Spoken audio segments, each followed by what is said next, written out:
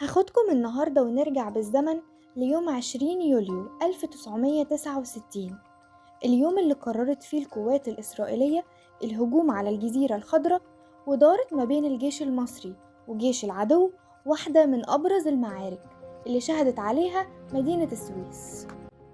الحكاية بدأت يوم 17 يوليو 1969 لما لاحظ الملازم أول محمد عبد الحميد إن في طيارتين استطلاع إسرائيلي بيلفوا حوالين الجزيرة وعلى مسافات قريبة جدا من الأرض، وبياخدوا صور للجزيرة من كل الاتجاهات.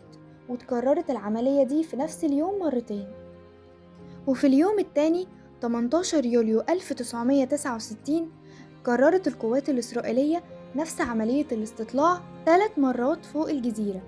وفي نفس اليوم بالليل رصدت أجهزة الرادار المصري مجموعة من الرسائل المشفرة لجيش الاحتلال، لكن الغريب إن الرسائل كانت مرسلة بشفرة يقدر يفكها الجيش المصري، فالهدف منها كان تضليل الجيش المصري، فكانت بتحمل معلومة إن هيتم الهجوم على نقطة غفر السواحل يوم 24 يوليو، وطبعا الهدف منها تشتيت الجيش المصري ولفت نظره لنقطة تانية بعيدة عن الجزيرة.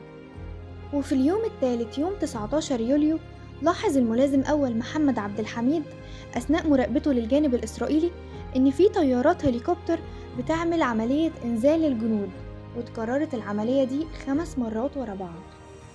وطبعا على مدار ال3 أيام 17 و18 و19 يوليو كان قائد الجزيرة بيبلغ قياداته بكل تحركات العدو، وقياداته كانت متمثلة في البطل النقيب مجدي بشارة اللي كان بيبلغ قيادة العمليات بكل المعلومات. وتوقعوا من تحركات الجانب الإسرائيلي السريعة إن في هجوم هيتم على الجزيرة، لكن ما قدروش يحددوا الميعاد. وقبل ما نتكلم في تفاصيل المعركة لازم نعرف ليه إسرائيل كانت عايزة تحتل الجزيرة.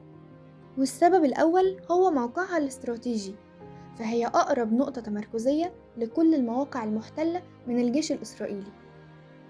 أما السبب التاني والأهم إن على الجزيرة كان في مدافع مضادة للطيران بتعمل برادار متطور جدا بيقدر يرصد كل تحركات الطيران الإسرائيلي، وبيدي لقوات الدفاع الجوي المصري إنذار مبكر ب30 ثانية، وطبعا كان بيخلينا نقدر نتحرك أسرع.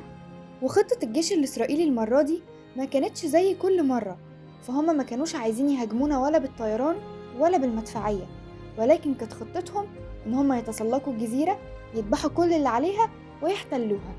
وبكده نكون وصلنا لنهاية حلقتنا النهاردة، فاستنونا في الحلقة الجاية عشان نعرف مع بعض تفاصيل معركة الجزيرة الخضراء.